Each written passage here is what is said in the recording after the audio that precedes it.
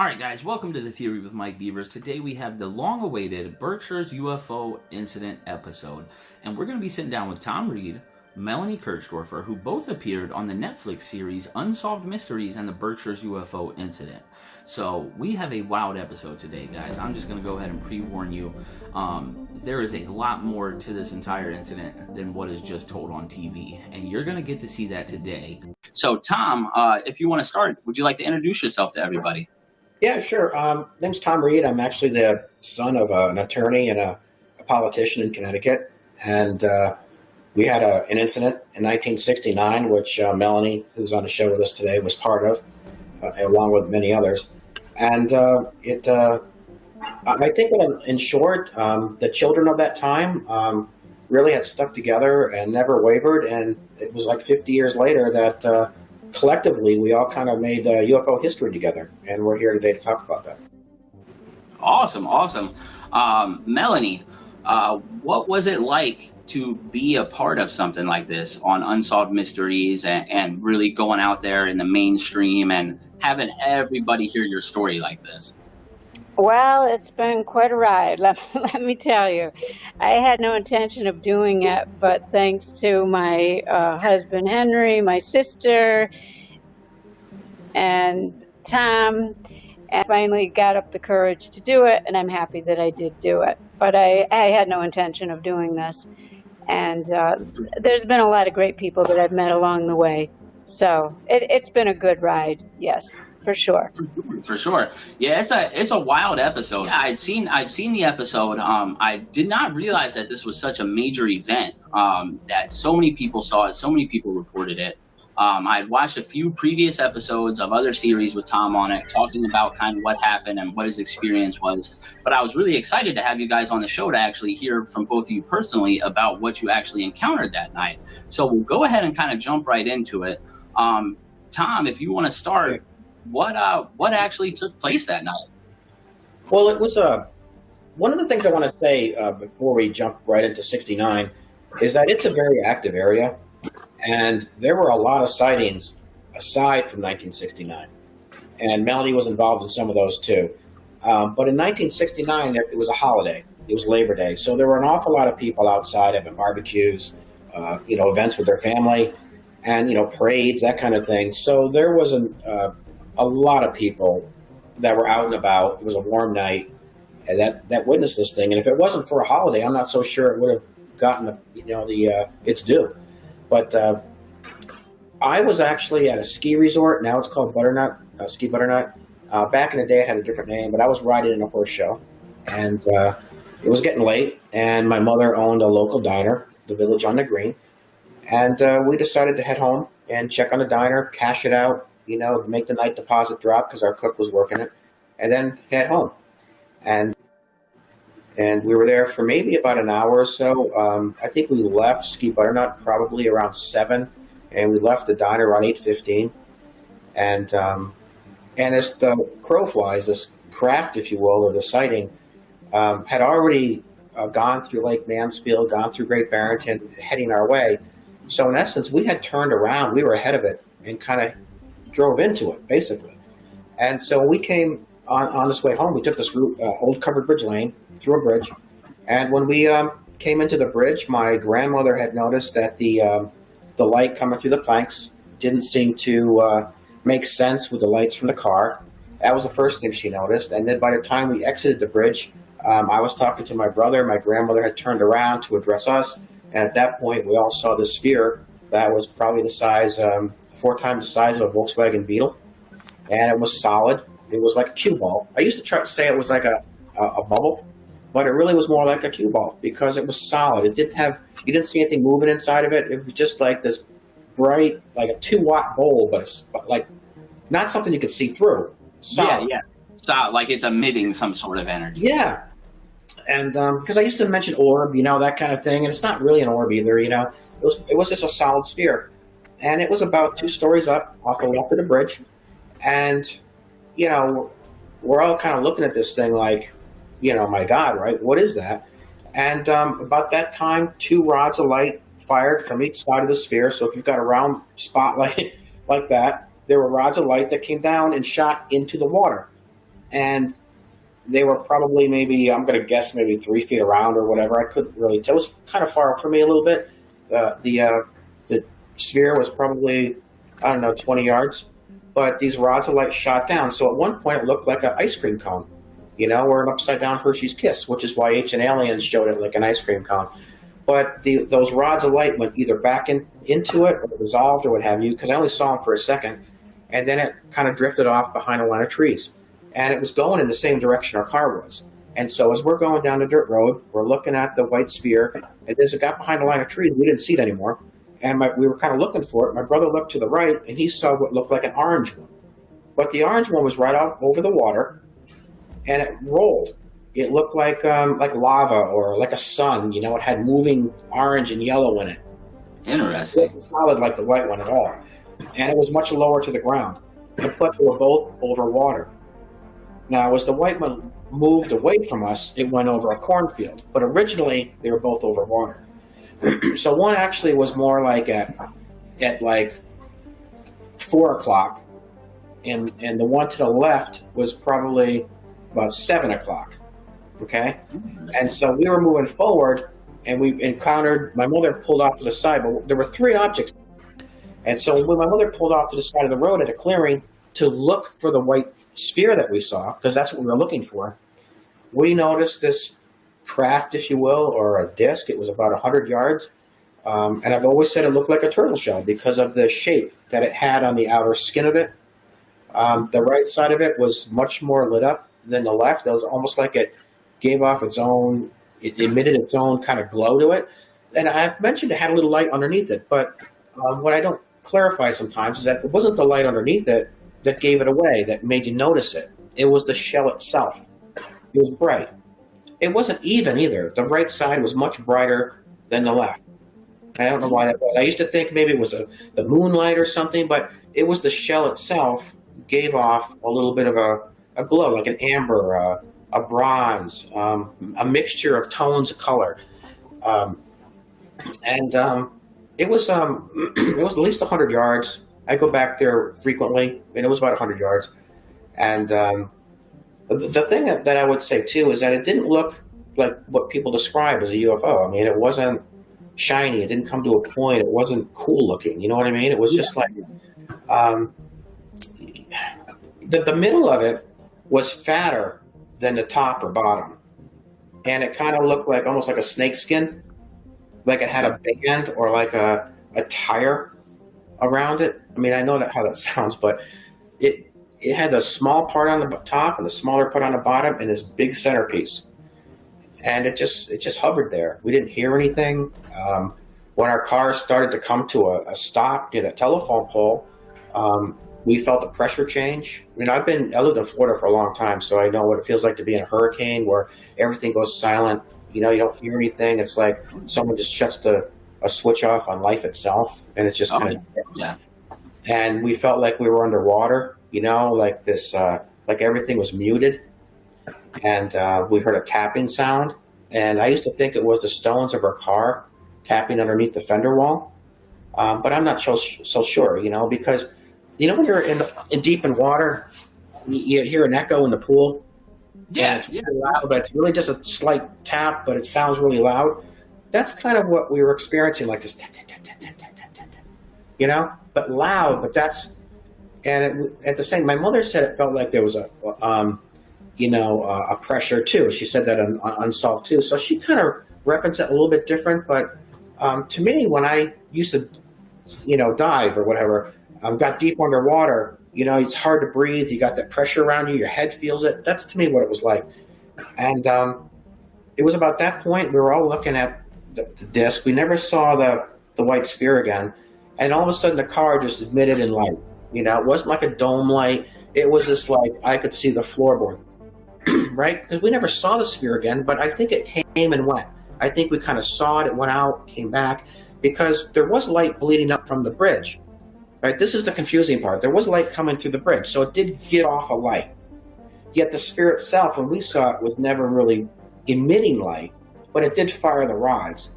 So I'm beginning to think maybe it kind of masked itself, came around near our car. Maybe it was going back towards the craft, and then fired a light into her car, just like it did into the water, something like that. Yeah, I don't remember seeing that, but that was the only thing that makes sense to me. And, Ancient Aliens showed it stopping our vehicle and looking like the ice cream. That didn't happen. But it was off to the left, and our car lit up. Exaggeration. Yeah, a little bit. And so at that point, I was no longer in the car. There was like a eruption of crickets and katydids exploded around me. So whatever this was affecting the environment. And the next thing I remember is being sliding off like a cart in a large area, like an airplane hangar. And, we all have some weird memories of that night. And I heard voices. I remember a large room that looked like an empty Walmart with like Y-shaped hallways that intersected this open area. There were marks on the floor, like gray marks. There was an apparatus in the ceiling that lowered, like a glass wall that bowed inward and looked like a coffee can, how a coffee can would bow. And when we came to, it was very different as well, because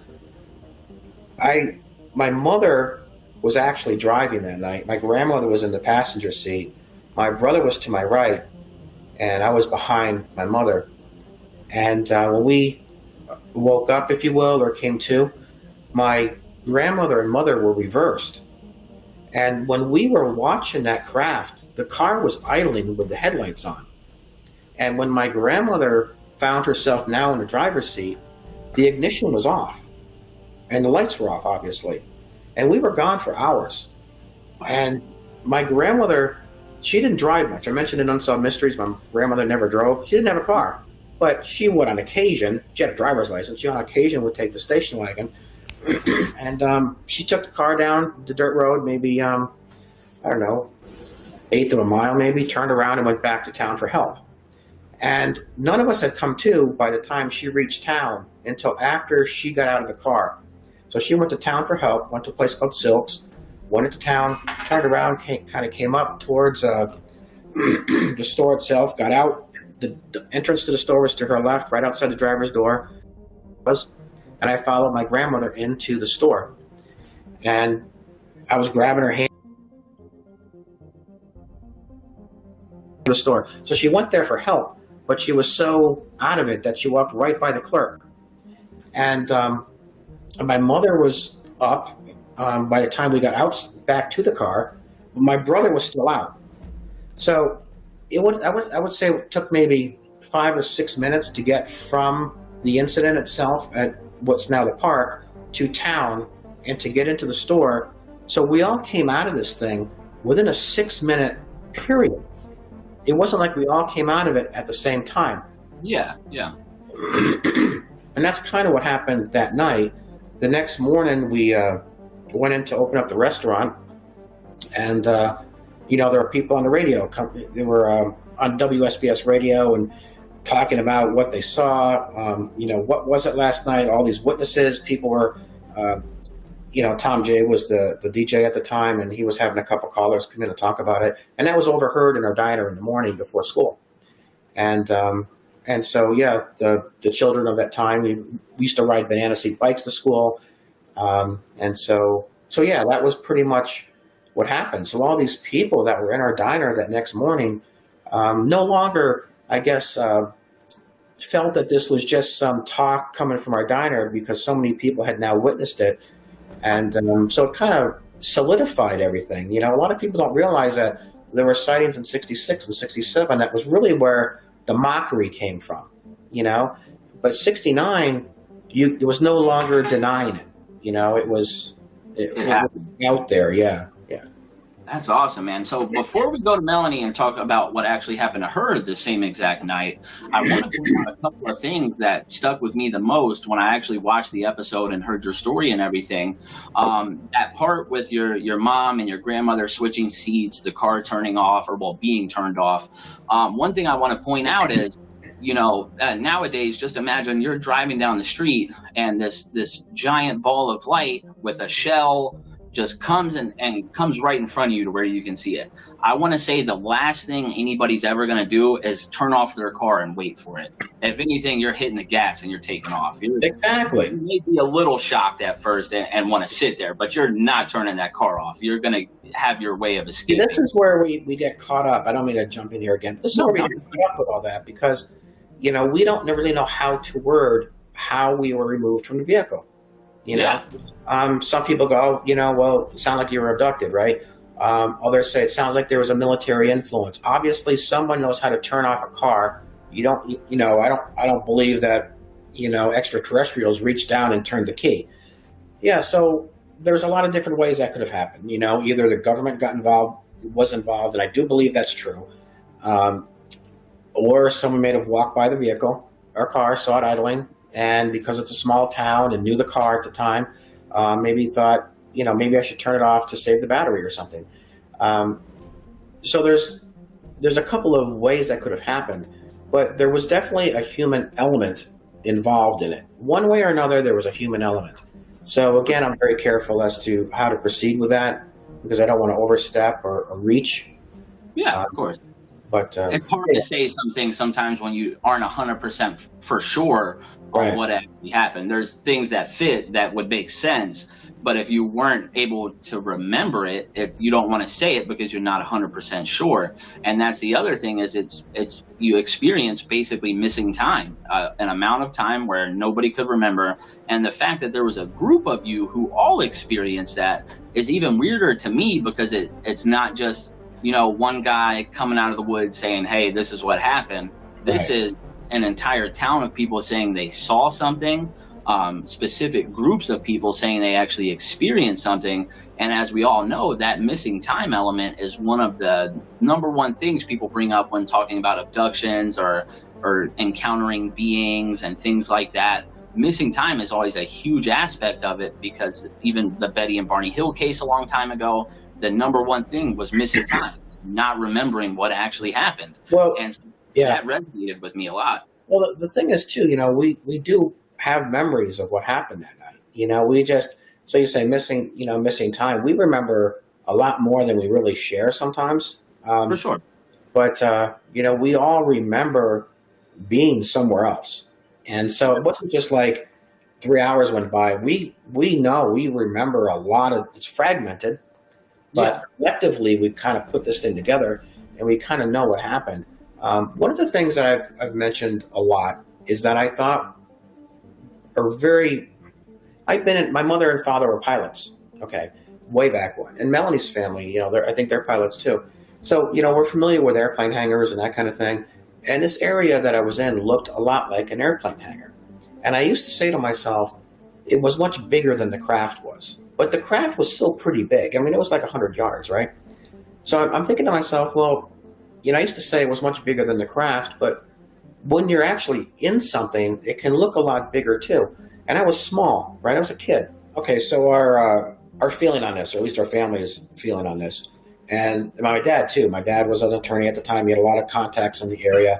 And they would tell my father, and my father would relay to me, that whatever happened to us was much closer to home than we realized. And that was something he said quite often. What happened to you was much closer to home than you realized. And so he always believed that there was a military presence. And I do too, because there's a Nike missile sites, Minutemen missile sites, I guess, NORAD towers in Pittsfield, Command Aerospace, Pratt & Whitney, Sikorsky, GE. There's all kinds of military manufacturing facilities. And we're only, maybe an hour and a half from New York City. And we had high elevation, and it was farmland. It was, if you were going to play around with a UFO, that was the town to do it. So I would say that there was definitely a military connection there. As far as where I was, I don't know. I used to think I was in a military establishment of some kind, a hangar maybe. But the more I think about it, the more I think maybe I was on the craft too. I don't know. But it looked where I was looked very elementary by design. It did not look high tech. And that's another reason that I didn't think that I was on a craft, because you would think that. Okay. So with that being said, Melanie, if you want to go ahead and tell your side of events that happened September 1st, 1969, let everybody know kind of what happened to you, because it is fairly basically exactly similar to what actually happened to Thom over here.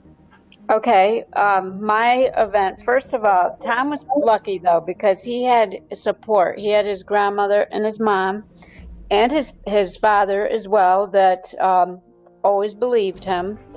My parents, even though they were there during that event, I was not supposed to talk about this. And I was always told that this never took place, not to talk about it, even though they were with me. And then it was 2 years, well, now we're going on 3 years ago, I got a phone call from my mom that I needed to go to the Historical Society and I needed to tell them my story, what had happened to me and what had been happening to me. But I wasn't aware that apparently she'd been talking to some ufologists in Oregon, according to Thom, who knew this. I found this out just recently. And I said to her, what are you talking about? You told me that this had been all in my head. Now you want me to go to the Historical Society and tell them my story? So needless to say, I ended up going for PTSD hypnosis for a couple months, 2 or 3 months, because I needed to find myself, figure this all out, why I had been lied to and what have you. So I went through all this PTSD hypnosis, which you have to go through for a long time. And they have to prepare you for at least 4 weeks before they even start hypnotizing you, because it's traumatic, very traumatic. But then the day that this took place, and I remember it very clearly, but I just wanted to reconfirm it, and my sister remembers it too. I had to work that weekend. My sister and I was only 12. My sister was 14. We cleaned the theater, the Mahawi Theater. Thom also worked there, ironically. And it's funny because my sister was a teenager. I was a preteen. But back then in the 60s, we were wild little girls. We wanted to go smoke cigarettes after working all weekend. We wanted to go to Penny Rock. We had a friend that stole cigarettes from her mom. We wanted to go smoke cigarettes. We didn't want to go and have ice cream with our parents. We had to work. And so we wanted to go smoke cigarettes, but they made us get in the car and go have ice cream with our little brother and our parents. And we went and got ice cream, went up to the Lake Mansfield, and parked the car. And the next thing we know, there's this huge light. I mean, it was giant. And my father, really bright, brilliant. And I remember the colors around the middle of it, but it was predominantly bright red, orange. And it was so frightening. And my father said, holy shit. And excuse my language, but he was shocked. And my mother, he was like, I got to chase this. I got to follow this. And we were screaming. No, Dad, no, don't. And I remember he had a wool army blanket, and I remember the smell of that because I was screaming so hard and crying, and it was like itchy. And my sister was crying as well. We were all screaming, and my father was going, no, Joey, don't chase it. And then after that, all I can remember is being levitated over Berkshire Heights. And you can't move. All you can move is your eyes. Your body just cannot move. After that, and I keep trying to remember, but all I can remember after that, I don't remember in between there, but after that, all I remember is being on a table in a room, and the room was like a glass, but it was metallic glass, and it had like a red aura around it in that room. But it was mostly a metallic glass, if that makes any sense to you. But it was like around it, the outside of it was like a red glow. So it must have been coming from the outside. I'm not sure. I don't know what they did to me in that room because I couldn't move. My eyes were the only thing that could move. And then my next recollection was being in a room with a lot of children. They were not classmates. Someone had quoted me as saying they were classmates of mine, but they were not classmates of mine. I did not recognize any of them. And then they would just disappear one by one by one. I don't know how long I was gone, but I woke up on the beach of Lake Mansfield, and it was early in the morning. It was still dark. It was like right before the sun would come up in early September, that early time. And I keep trying to figure out still to this day what time it would have been every time I go out, because I live on a farm, and when I go out early in the morning to feed the animals, I try and figure out what time it would be right before that sun comes up and the birds start to chirp. And I still can't figure it out, but I had to walk home. I remember I was laying there and I had stomach pains, really bad stomach pains, and I had to walk home. It wasn't that far from where I lived. I lived in walking distance because we used to walk that way all the time to go swimming up at the lake. But my mother's the back door was unlocked, which was very weird because my mom always locked that door. She still does. She always locked the door. And everybody was sleeping in the house, and to this day, they don't remember how they got home. My mom still says they don't remember. She still says to my sister, "Do you remember us driving home?" They don't remember driving home that night. Wow. Which is bizarre. Yeah. We don't know if we went home and I was taken from home, but I remember saying I remember knowing, here they come, they're coming for me, because they never believed me that they would come for me, because this had been going on for years and they wouldn't listen to me. And my sister always said, "Well, you never listened to her. You never believed her." I think that's that stigma, UFOs, abductions, and all those cases that has been around forever. It's starting to get a little better now, how people are starting to understand that this is a real phenomenon. It's actually happening to people. But back then, and especially all the way back then in those days, I can imagine you would not want to tell somebody you were abducted by aliens, beings, a UFO, had any sort of extreme experience like you guys had. You would not want to tell anybody that. It would be horrible. You would get made fun of in school.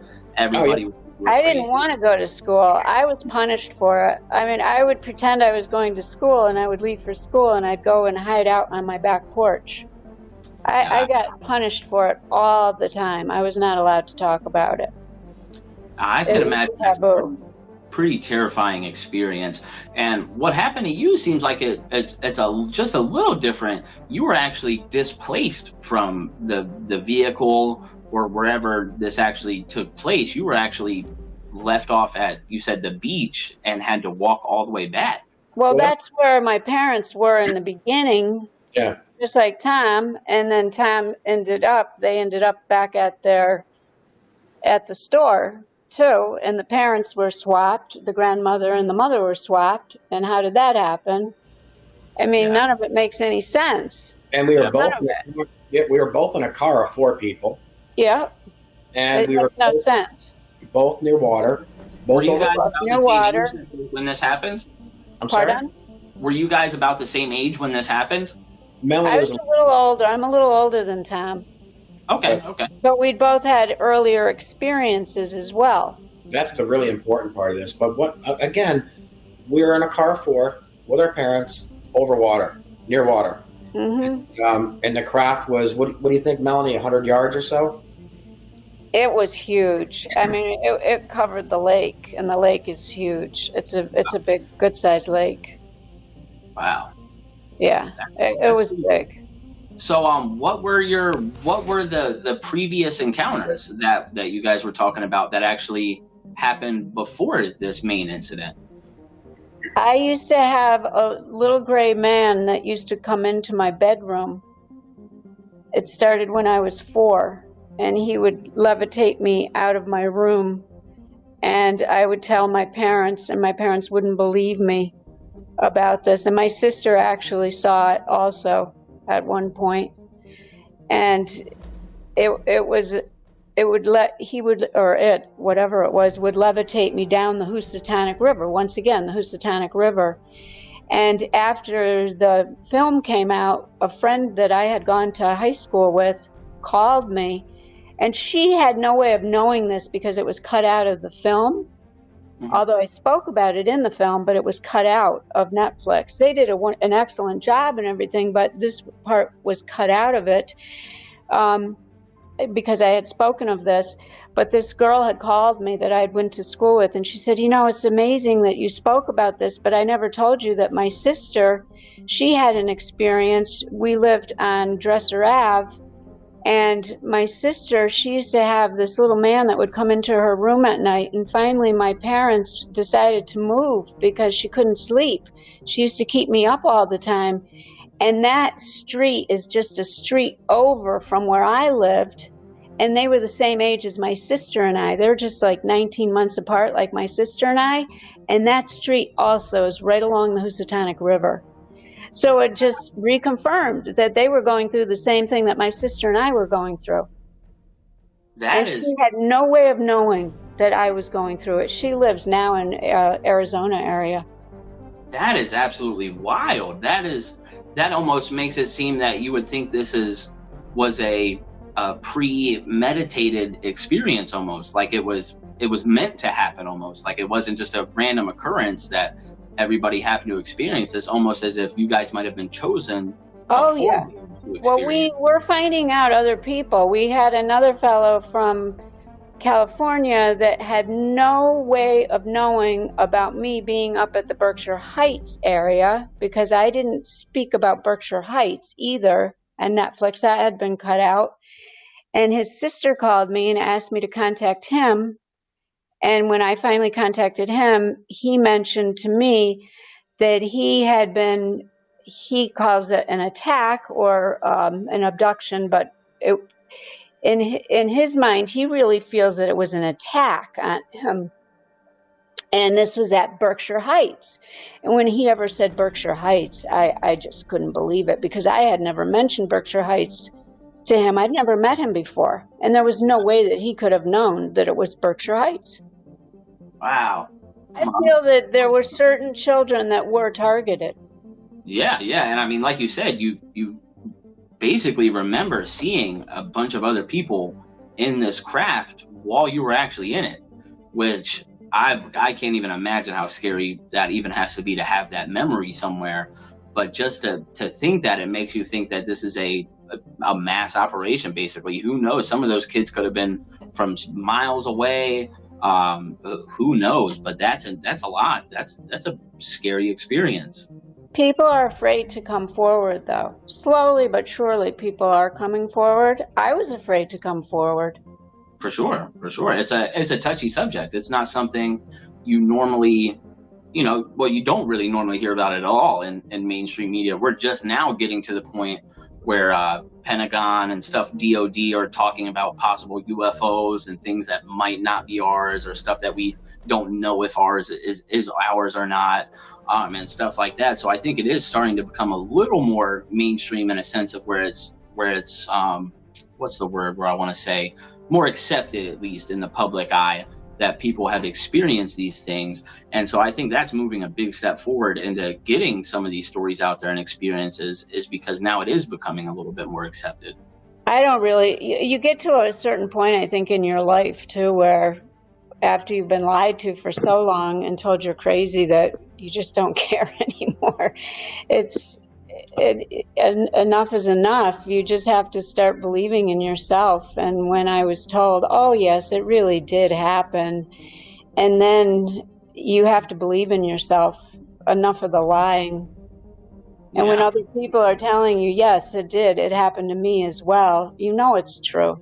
Yeah, that's pretty irrefutable evidence. People that have never heard about it or didn't have these specific details that happened to you guys, and then them getting in contact with you and saying these specific things that only you and maybe a select few close friends, family members may have heard before, definitely gives it a lot more credibility, because you're like, wait a second, how did this guy know about this?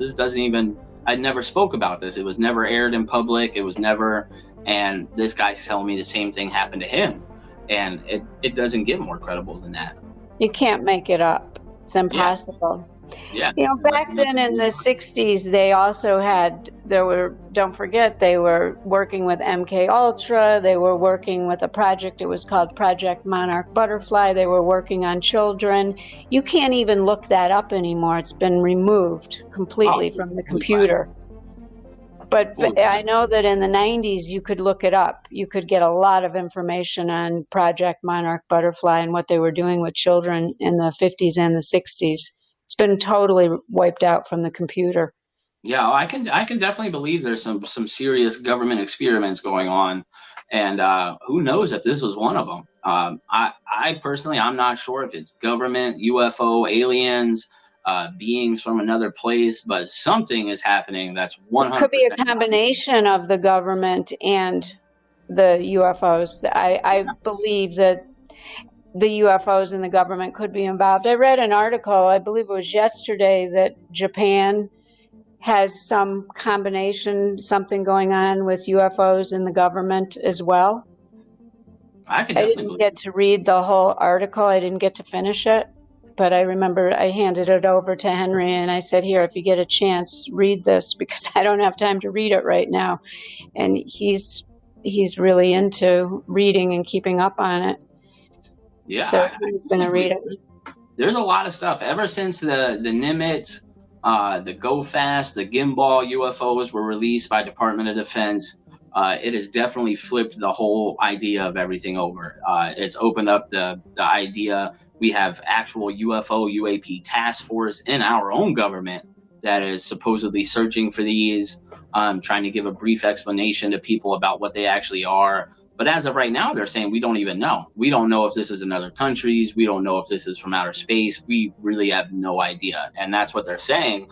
But it makes you wonder deep down, they probably do know what it is and where its whereabouts came from. But they just believe that. Yeah, they know. They definitely know. All right. So a couple of things I want to say here to piggyback on where she was going. Melanie, you've got O blood too, right? We both have O blood. And 9 of us in our family, in my family, are Rh negative. And I'm not sure if you know this or not, but O negative blood was the only blood tracked by the U.S. government in the 60s because it was the universal donor during Vietnam. Mm-hmm. So that's something of interest. Plus the water was extremely toxic back in the day. And something that I also want to share is that prior to 69, you were touching on that earlier, there were certain children, and these are the ones that I look at and say they're the ones really telling the truth because they didn't just jump on the bandwagon like a couple other people. Melanie had experiences years before 69, just as I did. And she used to come in our diner, later on, I guess, to get some takeout or whatever. But our diner was like the only eatery in the area. So pretty much everybody ate there, right? And there was this division going on. You had the children that you could tell had something happen. I think they all became a little more artsy. Even my mother is a painter now. Melanie paints. I got into photography and that kind of thing. We became we became an more artsy crowd. And then you had the other kids that were local families and just were a little bit more. Stayed in that framework. Yeah. And so there was this division back long before 69. And these local kids started drawing this stuff in school. So in 4th grade, I went into my class and there were these drawings from children that were along the chalkboard. There were taped there, Green Men from Mars, this kind of thing. So there was a lot of children, a lot of kids back in the day. And this was not a big town. This community, Great Barrington was fairly good size. Pittsfield was a good sized place, but for the most part, these towns were smaller. And like Melanie said, there were other children on there. I heard voices. There's so many similarities, and at the same time, would go to school and bang, there's these drawings in art class of all what these children saw, and they'd talk about it in our diner. And so it was all kind of odd. A lot of the parents weren't really involved in this stuff, although my family was. I think that's one of the differences. A lot of these kids were seeing things, but they didn't. Whereas in our case, my mother and grandmother were involved. But something else we don't talk about is my mother's first sighting was in 1954. So my mother was no novice to this either. So when this started happening to us, my mother was very consoling. I had that mother, looking after me. And at the same time, she would support and look over some of the, or be there for some of the children in the restaurant too, because a lot of the parents would pick them up right after school. They'd wait to get picked up at her diner, and my mother would see, the look in their face and see a similarity between how we were acting and how they were acting, and you could kind of tell, and she'd be that, that person that they could rely on or talk to, And so there was a lot going on back then, a lot before 1969. 69 was just that one that everyone, right, Melanie, where everyone just goes, yep, there's no denying it now, That was the proving. But right. You guys were experiencing things long before that. Just like still today, people are experiencing things. It didn't go away or just randomly appear. No, it's still an active area. There were crop circles there in 2014. There's sightings of spheres in the area. I don't know if you know that either. But if you Google BLT research, Sheffield crop circles, you can see them. There's still activity there today. It's an active area. What do you think about the activity today?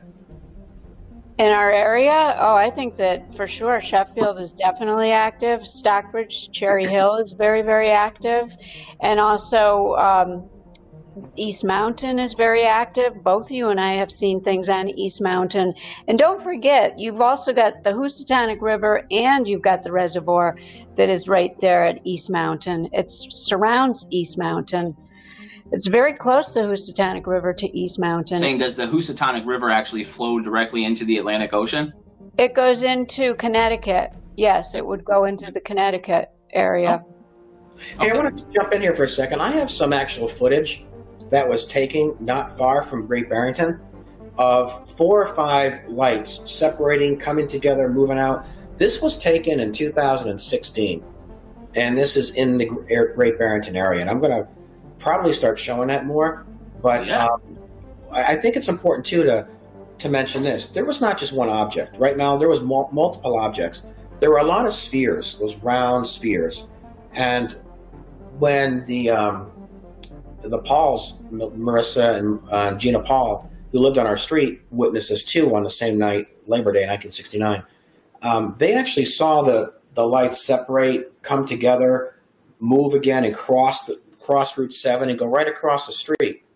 So, again, there was a lot going on, a lot more that was ever shown in that show. Part of the reason we wanted to have you guys on here was to get a lot more of the story, because we know anything on TV, they're going to shorten it, they're going to cut out different parts for production and things like that. Right. But I think it's wild that you actually mentioned the spheres that were around the craft, and not actually the craft itself that may have interacted with you guys, but the spheres around it. It's funny, and also with Melanie, she said the ufologist from Oregon actually contacted her. I'm out here in Oregon myself. I was there when they did that. I was there when they spoke. It was actually, I was interviewing with Lauren Cutts. Okay. Rings a bell. He's out there. And it was actually when I was speaking at McMinnville. Oh, wow. And after my conference the following day, Lauren Cutts wanted to speak to a couple of witnesses, and I had gotten a phone number for her brother, actually.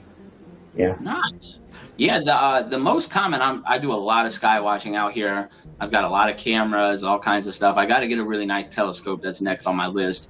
But I'm always out sky watching, and I will say the most common thing that I do see in the skies are white orbs, just solid white orbs, and not to be confused with satellites, because satellites I see every single night. They're the easiest thing to find in the sky when you're up there looking.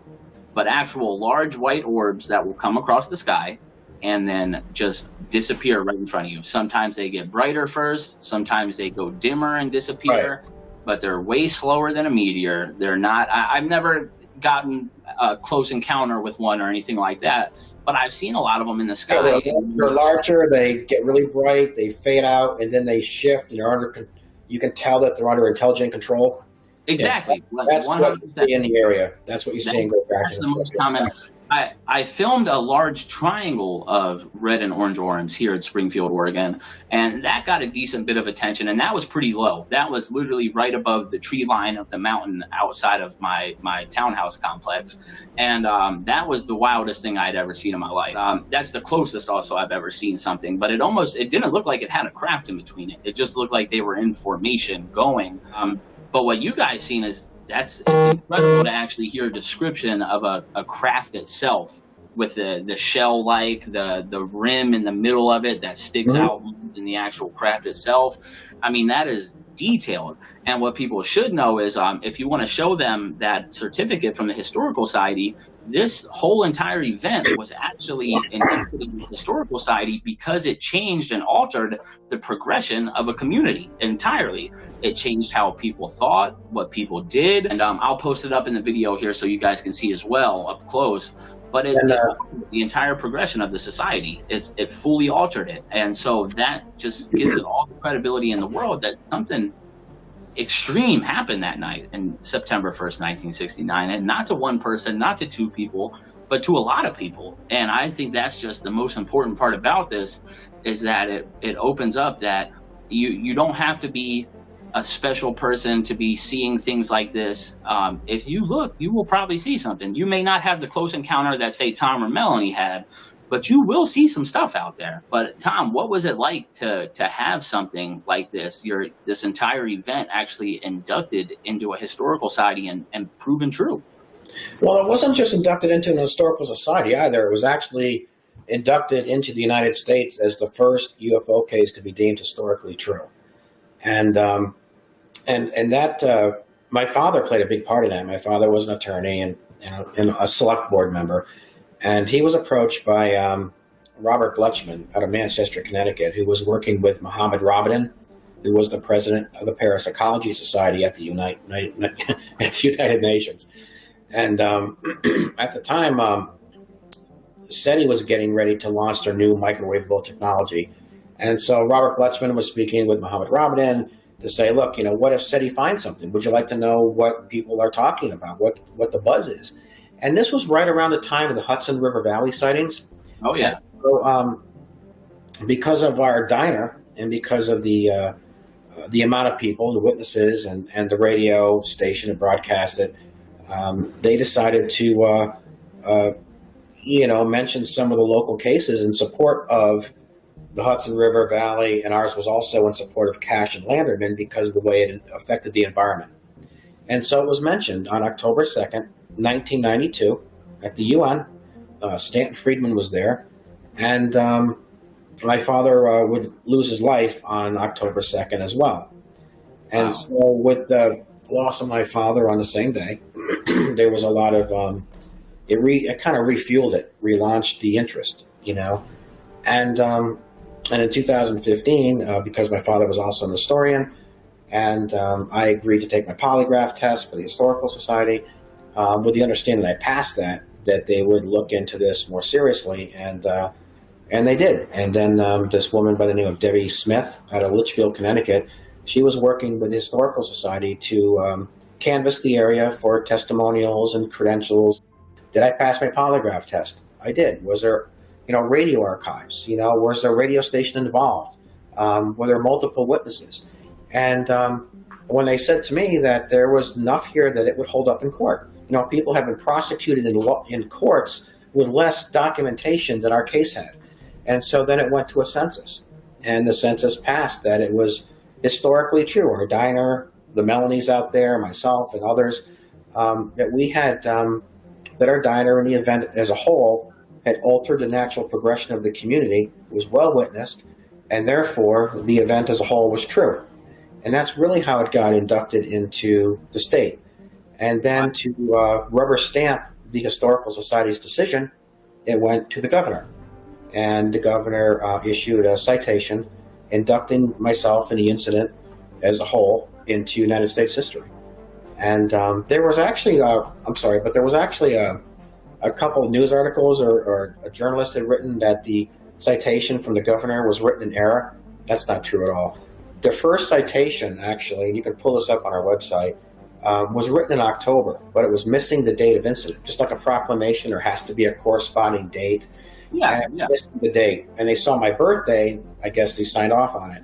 But it was reissued about 3 weeks later in November with the date September 1st, which obviously is really important right now, because if you had the citation, you didn't have a date, you wouldn't know it corresponded with the event that he was involved with. Right. So it was reissued. And so we've got 2 letters from the governor, 2 letters from the historical societies. We've got Roswell UFO Museum, the research center investigated it. Debbie Kessler, who worked with the Historical Society in getting these documents authenticated as a true event, or as true documents, or that the what the documents had stated was true. And so she worked with the Historical Society, along with there's so many other people. Kevin Titus, who's an acting judge or a magistrate, had sealed the documents. And the reason that was so important was that no, you can't rescind anything. Once something is stamped or sealed by a judge or a court or what have you, it's final. And so even if the governor wanted to rerun for office and goes, I shouldn't have done that, it's killing my chances of reelection, he can't take it back now. Yeah, that's it. It is what it is.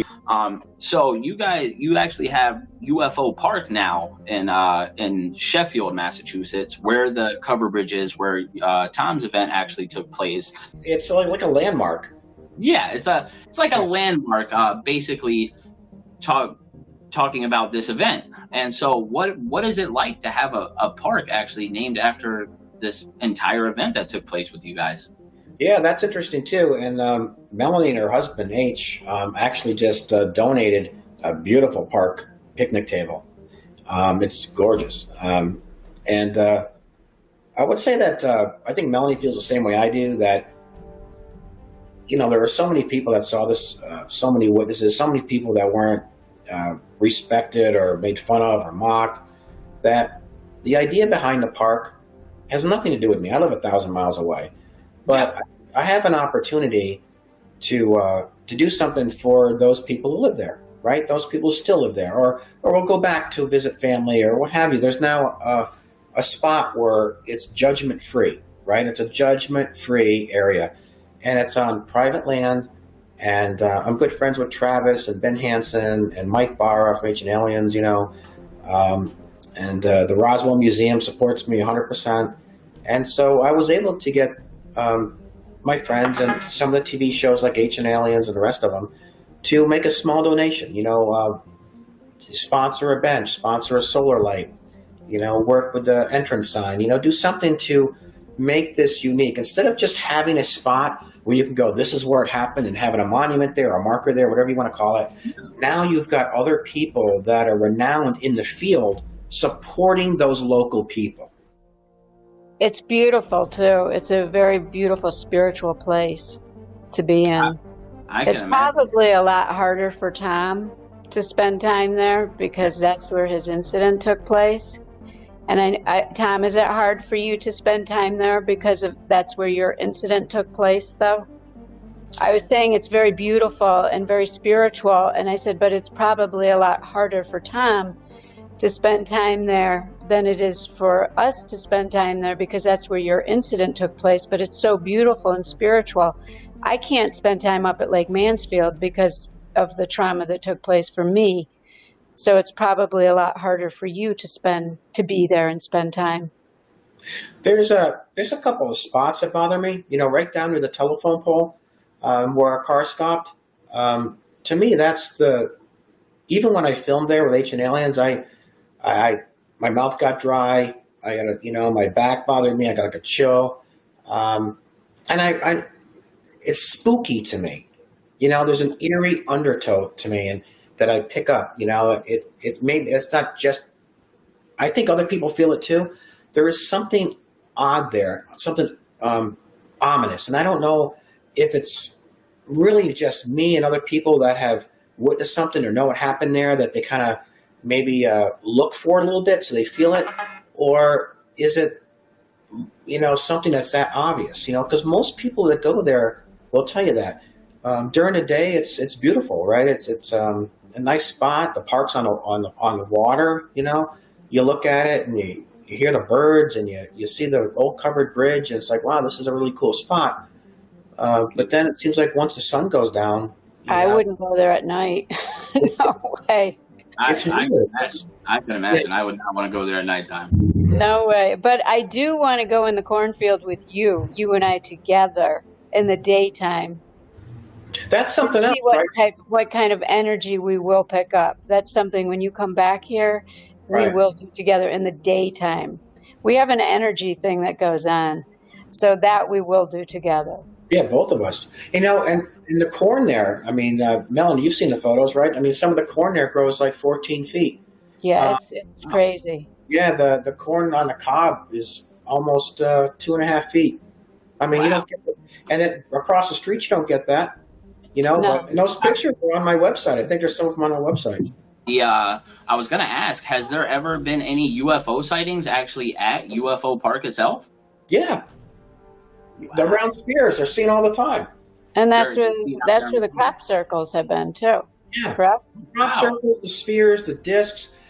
It's I'm not going to say all the time, right? But I'm going to say every couple of years there's something, somebody sees something. Well, I like that the park itself gives people the idea that, hey, while I'm in this park, I should probably look up at the sky. And it kind of makes me think about the whole thing with energies and fault lines and UFO hotspots in certain areas. Maybe this area has some sort of energy, like you guys say, that is drawing whatever these objects are, these crafts are actually being drawn there for some reason because of some sort of energy. I'd be very frightened to go there in the evening. Even as old as I am now, there's no way that I would go there. Oh, I can imagine. It sounds to me almost like these experiences were almost so traumatic. You could probably compare it to almost like a war veteran going back to a war zone. It would be the same concept, because this is a place where this trauma took place. This is this insane event, and to have to go back to it and see the place where it actually took place, it would bring back a lot of memories and scary ones at that. And I will not go to Lake Mansfield. That's no way I will go to Lake Mansfield. It's too spooky for me. But I will go to the park in the daytime. My husband begs me to go to these places in the evening, my husband Henry, but I'm too afraid. I'm too frightened. Is Henry, is he into the subject a lot? I can imagine. He's always been into it, and he's always asked me to watch films with him, and I've never been able to watch films or television shows because it's too frightening for me. But I'm finally starting to be able to, now that I'm able to talk about it with him and Thom and other people. I'm starting to feel safe, especially since I've been through that amount of therapy. My hypnosis, the therapist that I went to, he wanted me to continue, but I saw enough. For now, it was so frightening. I still sleep sitting up at night. I cannot lay down. I'm too afraid. I'm an insomniac. I sleep with 3 big dogs. That's how scary it is for me. I still have nightmares.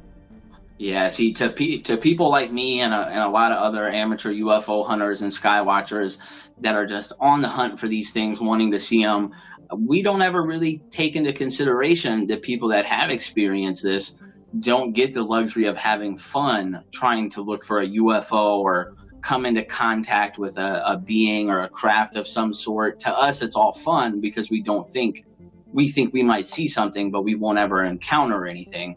And for somebody like yourself and Thom that have actually encountered something like this and went through this experience, I can imagine the last thing in the world that you would want is to have to go through it again. It does not sound like a good time at all. The one thing that Thom did say to me, he said, but Melanie, we're okay, we're alive. And that makes me feel better when I think about it. He said, we're still here, we're okay. Yeah, which 100%. When I think about that, it makes me feel better. I can go on. And every time I talk about it, that's when he first started asking me to do radio shows with him. Mm-hmm. I said no. And then he said, well, just think about it. Just think about it. So he gave me a list of shows, and I did a couple of them. I started feeling better the more I talked about it. I never Yeah. wanted to talk about it. And I now that I talk about it to people, I feel better.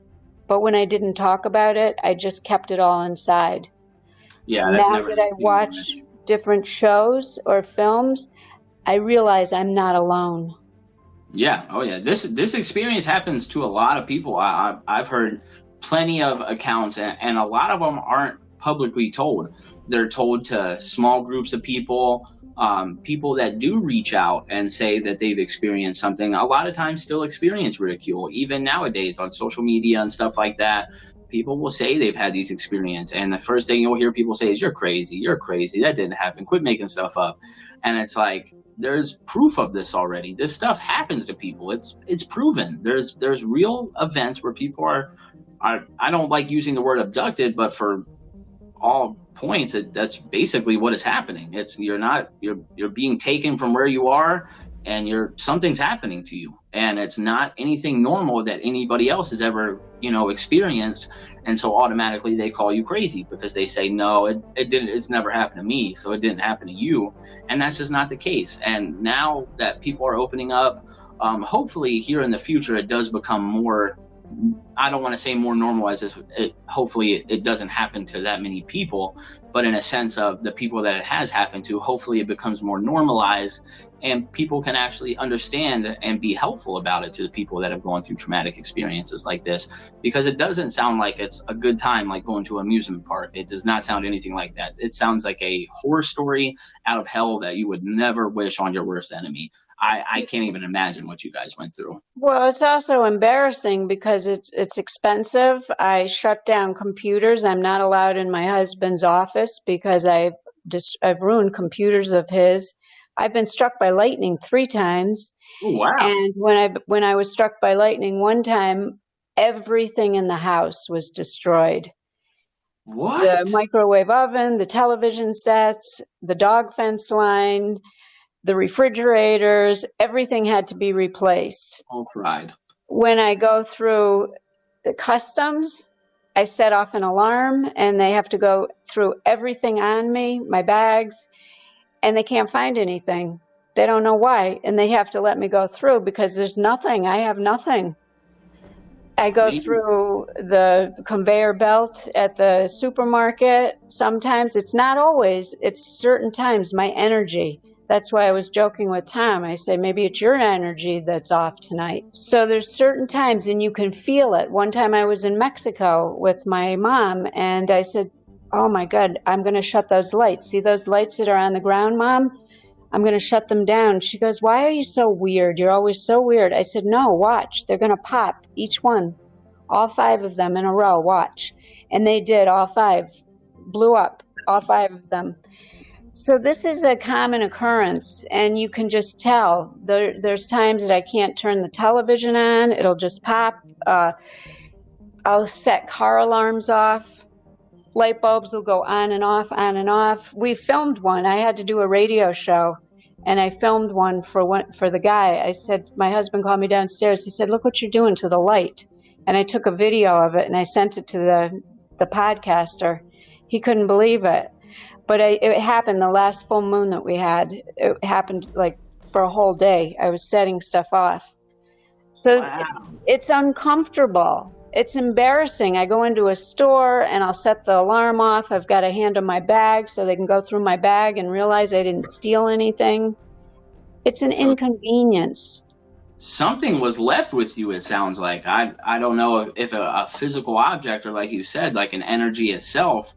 But it sounds like during these experiences, and maybe even the ones long before the actual Berkshire's UFO incident that everybody knows about, either something was left with you, or you have something that is of interest of whatever it is that caused these events and everything like that. Aliens, beings, whatever you want to call them, something is drawn to you. And it could be that energy itself that's making them drawn to you, because if you're setting off sensors, that's all radio frequency. All of that it's the same radio frequencies. Microwaves use radio frequencies, TVs, phones, all of that stuff uses frequencies to pick up a certain energy frequency and set off the alarm, cook the food at a certain heat, whatever it may be. And if those are being interfered with, which is also a big factor in a lot of UFO cases that are up close and personal, is people saying power goes out, street lights going out. Oh yeah, I put street lights out too.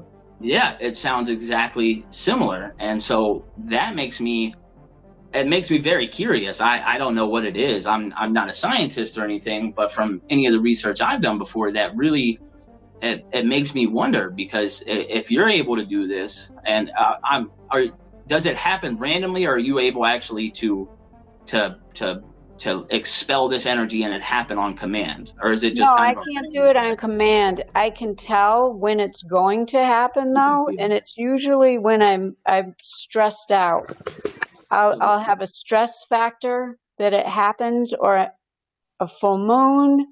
There's some energy that's in the air that's happening. I remember when I did this radio program, I did a whole radio program, and it sounded normal, perfectly fine. And this fellow's been doing it for years. He also does does musical. What is it called? A sound engineer. Okay. And afterwards, and I said to him, my energy's really high. I don't know if this is going to work. And he goes, oh, no, it sounds great. It's going to be fine. Then he hung up the telephone, and he called me back, and he said, there's nothing on it. I heard it. It sounded like it was perfect, but I played it back. I've never heard anything like this. And he had his nephew, who also is a sound engineer. He'd never heard anything like it either. So they had to put all these protection things on his computer to redo it. I had to redo the whole thing. They'd never heard anything like it. Yeah, that's wild. That's really affecting things like that. Hopefully that doesn't happen with this one. But, he was afraid he was going to lose all of his files, but he didn't, because he put that protection thing on his files. So but that's really interesting. There's something serious. Something around you, some sort of energy. I don't know if you've heard about the story about the doctor that used to remove implants from people that said they had been abducted, things like that, and they were very random fibrous metals that looked like they were almost weaved together inside of people, but just very, very random objects. They didn't look like anything. They didn't have computer chips or anything like that attached to them. Just very foreign objects that nobody would really ever have inside of their body. That's what I'm thinking of in my head. Is like, do you possibly have something like this in you that you've never seen before, or nobody can pick up, that's emitting this energy that's causing all these things? Were you born with this energy that's causing all these things, that cause these beings to be drawn to you and for this experience to happen? It just opens up so many questions in my mind of what could actually be going on. I mean, that's amazing. I have no idea. I don't know. I just know that it's an inconvenience. Lots of times.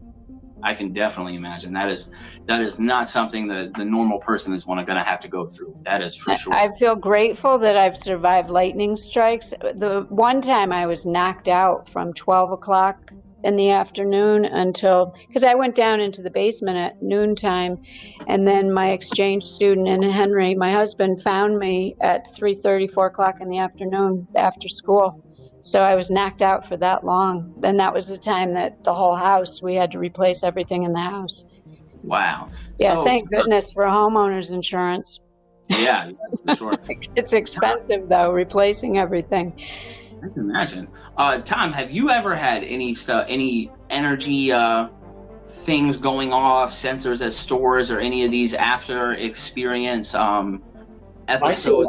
I get a lot of paranormal activity. I see like smudge marks whipping through my house, but other people will see it too.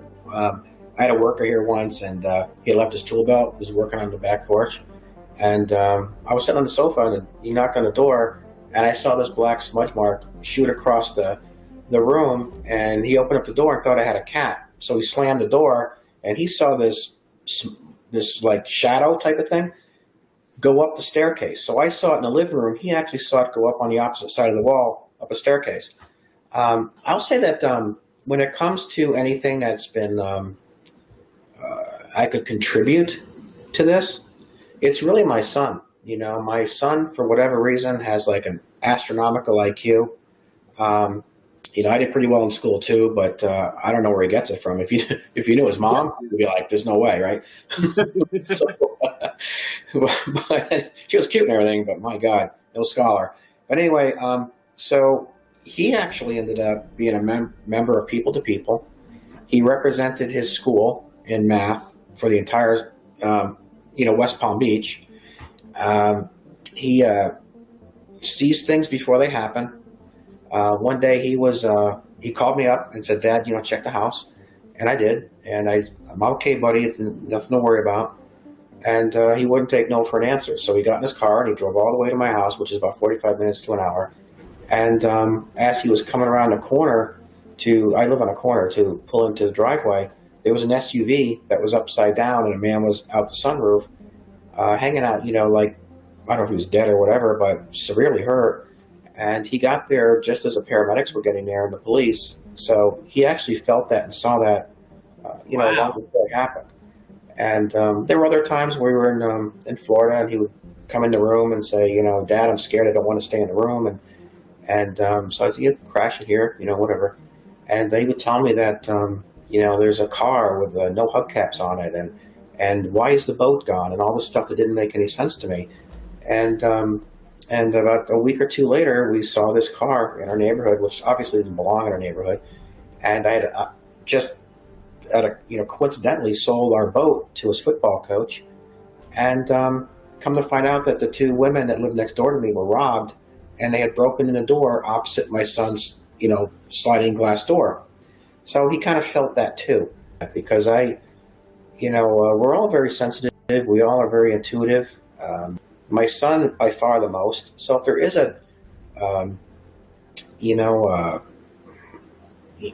something that follows your family, genetic, I would say it's my son. My son is extremely gifted. He beat an unbeaten chess pro in 5th grade. He was doing 12th grade math in 4th grade. He was not just gifted. He's in the superior range. Wow. So, yeah, and this is all documented. We had him tested at a facility here in Knoxville, Tennessee, actually, where they tested him for forms of remote viewing, and he scored higher than coincidental chance, and that's documented. He was also tested at the Miami Children's Hospital by his school because they wanted to know what was going on, and I wasn't going to go, back in 1969. My son possibly has alien abilities and none of you. Yeah. There's another thing too. Way back when, just before my father lost his life, my son had called the house, called a pop, and my son gets like nervous or scared or amped up or and he knows where this fear or concern is stemming from, and so he called my father and my mother, and again, he just says, check the house. It's always check the house for the most part. Something's not right near the house. And because he feels that presence, Yeah. And my father checked the place, and no problem, kiddo. This is one of the first times he had said that. And they all went back to bed. And the next morning, the Canaan Police Department came to our family's house in Canaan, not far from where Melanie lives. And the convenience store around the corner was robbed. And they had tracked the footsteps of the guys who robbed it back into our barn. So they were actually on our property prior to robbing the place.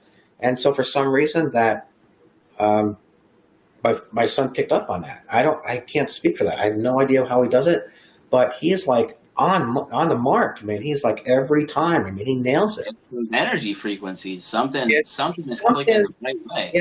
It's like Melanie, you pick up on something. You have heightened senses. You generate, and maybe everyone's a little bit different on how it affects the person individually, but we all have something.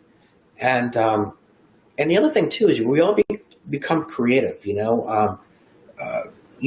Bored easy. I didn't want to play with the kids and just throw the ball around, right? Like I said, we're basically my mom, Melanie, and a few other people were all kind of got into painting, and I wanted a camera. I said, if I ever see this thing again, I want to get a picture of it. And getting that camera for my birthday back in the day drove my career.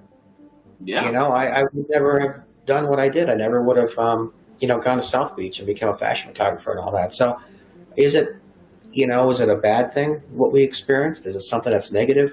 I think we were privileged to be part of it. But the fact that it's so, hush hush and gets that rolling of the eyes, that when you do feel troubled by it, for whatever reason, there's really no one to talk to.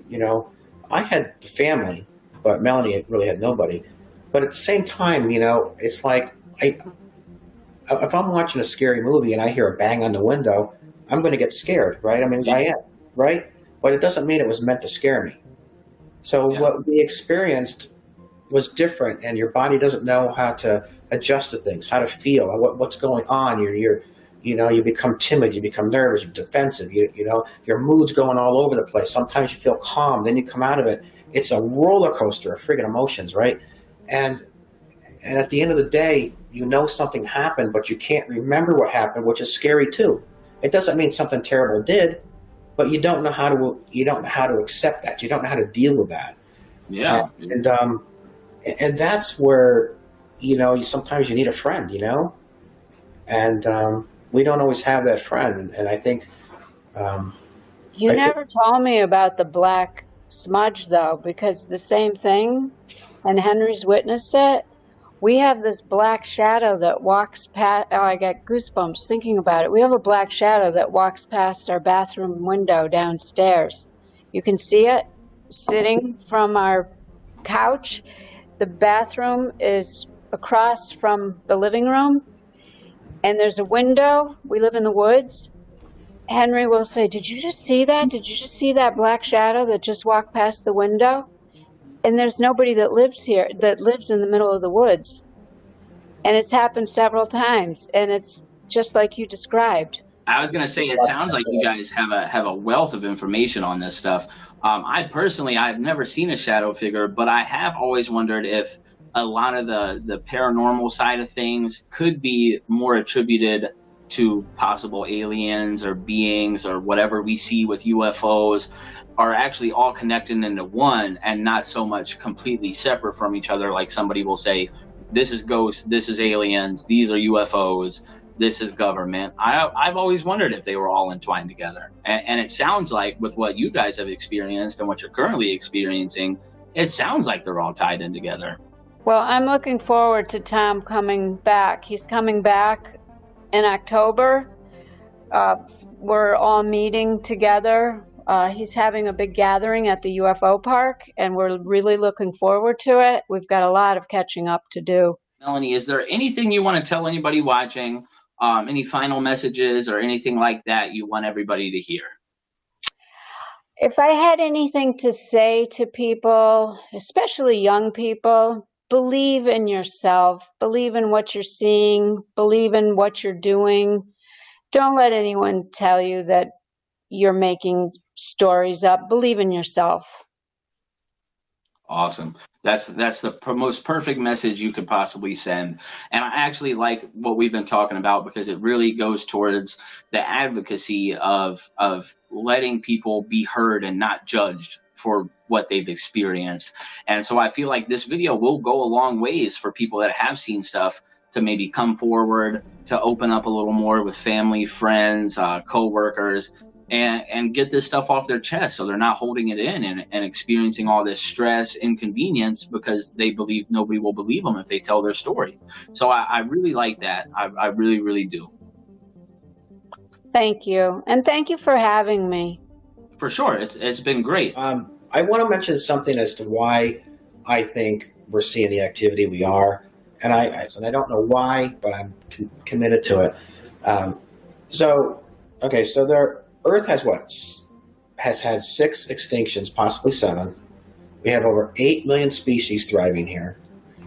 And they're coming from somewhere. Yeah. Yet each species seems to thrive in a perfect environment.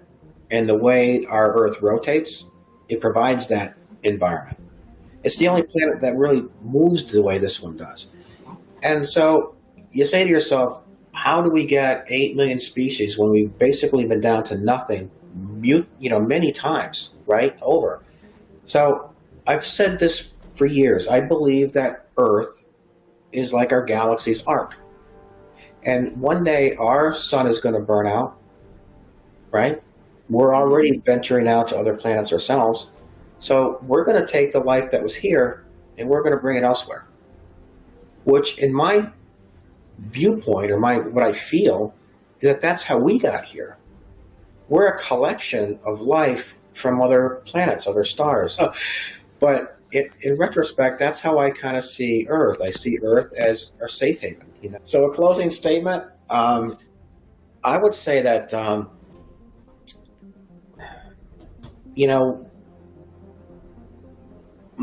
had my father run for office, and he would say that it really doesn't matter who you are or what you believe or what your intentions are. Mm-hmm. You are the way other people perceive you. So when it came to this topic, I kind of followed suit for what it is. I never sold anything. We don't make money with anything. We don't profit. And we're very careful on how we talk about it. And because of that, it was looked at and a little more seriously. It was taken more seriously. Journalists gave it more time than they normally would have. It was picked up by mainstream because we weren't using certain verbiage. I would explain what happened or talk about what happened and let you make up your own mind on what you think it was. Put forth the documents, And so other people that have seen something or are trying to, share what they saw and be taken seriously, you have to be careful how you put it out there, But it's difficult to try to make sense of something that doesn't make sense, too. There's a hurdle there. But so for those who have an experience or want to share something, I would say just be palatable. You can always add to it from there and get more descriptive. But when you first talk to a reporter or someone that you say, look, I really want you to take this seriously. I want you to look into this. Go slow, and that's the message my father had taught me a long time ago. Just, you are the way others perceive you. And, they're going to judge you in that first couple of seconds. You say one thing that they think is silly. That's the headline of the newspaper, Yep. My brother once was interviewed by the Berkshire Eagle, and they asked him, they said, do you think it was reptilians that you encountered? Do you think it was grays? My brother goes, I don't know. Could have been either or both. I don't know. Yeah. And they said, where was the UFO in relation to your house? He was right there, right? Not far from our driveway. So the article came out, and it said, Matt Reed says spaceships with reptilians landed in his driveway. Oh, wow. Because he said it could have been this or it could have been that. He was just trying to twist your words. Right. And so that's what happened. So when my dad was running for office, he's like, if you don't want something in the paper, just don't comment on it. You can't get it. It's like, you still hit your wife, right? No matter what you say, you're trapped. So just say, I'm not going to answer it. And use the words that you want to use. And if they don't like it, they'll move on to their next interview, right? Exactly. But for us, we are grateful that, we worked with him on his campaign, because if it wasn't for him, and this slow-moving, grounded narrative, I don't think we'd be here today, Wow. Well, I want to commend you and Melanie for coming on the show today and talking with everybody. And, of course, everywhere else you've been, Ancient Aliens, Unsolved Mysteries, and all these other things you guys have done, going to the UFO Monument Park, just everything is amazing advocacy for UFOs, the subject of paranormal phenomenon, and experiencing this, because it really does make people hopeful that have experienced things similar, even things different that are unexplainable, to come forward and talk about it and not be ridiculed. I'm sure you guys have experienced your fair share of ridicule, but now it seems people are actually, saying, okay, something traumatic happened to these guys. And so I think that's amazing, and I really commend you guys for coming on here and talking about it. We're trying. Doing a great job. Well, that's our show for today, and I just want to say thank you again, Thom. It has been great. Thanks for having me. Stay in touch, okay? We'll do this again. All right, guys, so that's the Berkshire's UFO incident. I'm pretty speechless on what I can even say about it. It's got more credibility than anything I've ever seen before. The testimonies from Thom and Melanie are just incredible and terrifying. So with that being said, thanks for tuning in. Make sure you go check out Unsolved Mysteries on Netflix and the Berkshire's UFO incident. You can find a lot more about Thom Reed and Melanie. If you just Google their names, you can find a bunch of stuff about them. There's a UFO Monument Park Facebook page, and of course a Thom Reed Facebook page, and you can find a lot of information about the park and the location there. Definitely seems like a cool place to visit. So you guys have a good night. Thanks for watching.